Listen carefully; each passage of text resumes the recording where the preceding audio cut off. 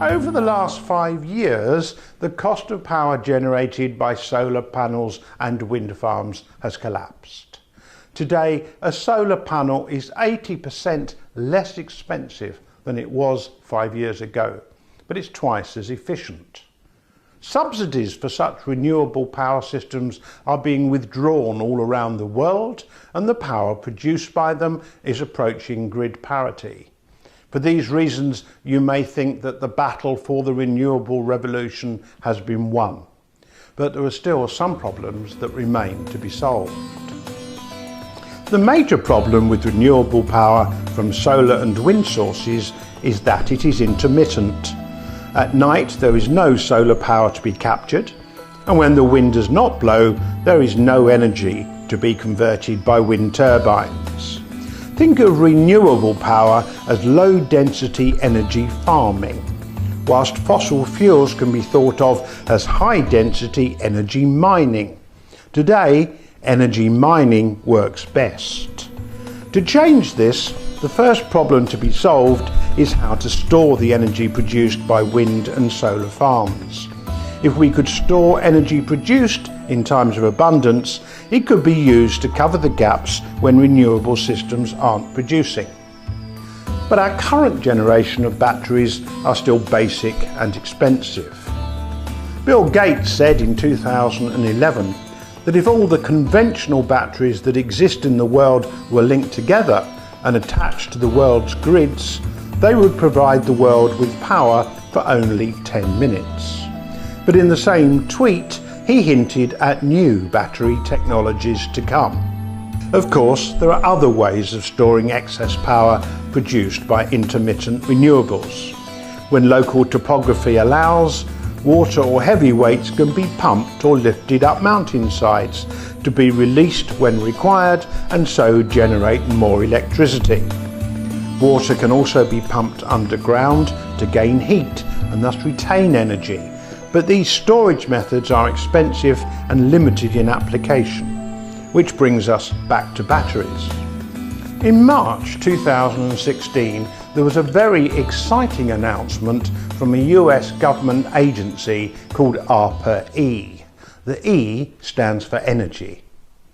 Ellen Williams, the director of the agency, announced at a Washington conference that companies funded by her research agency had made several major battery breakthroughs.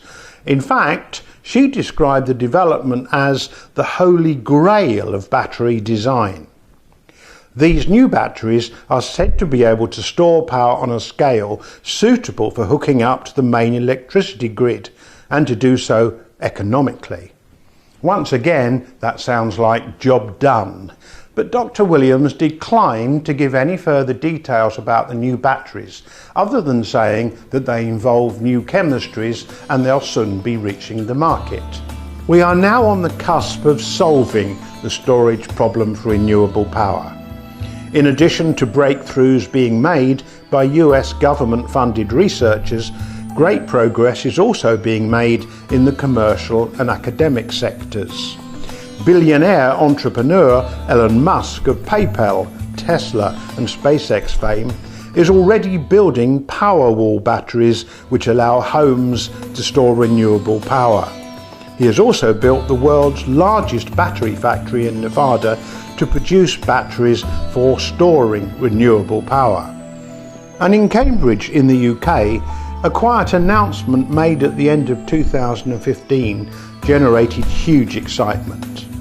The breakthrough in electrochemistry made at Cambridge University is expected to lead the way to rechargeable super batteries that pack 5 times more energy into a given space than today's best batteries. Meanwhile, developments at MIT, Harvard and elsewhere also point to a tipping point in battery design being reached.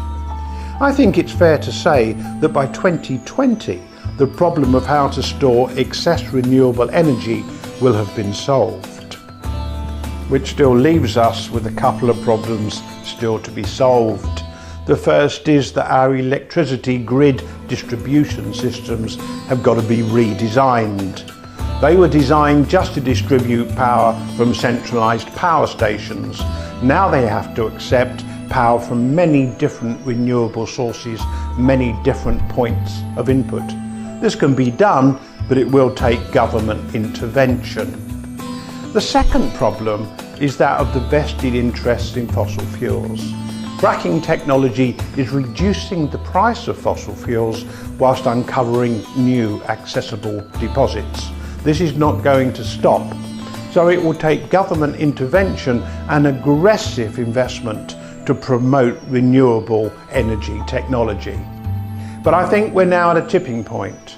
I think the combination of low renewable generation costs and economic storage systems will lead us to a clean tech renewable future.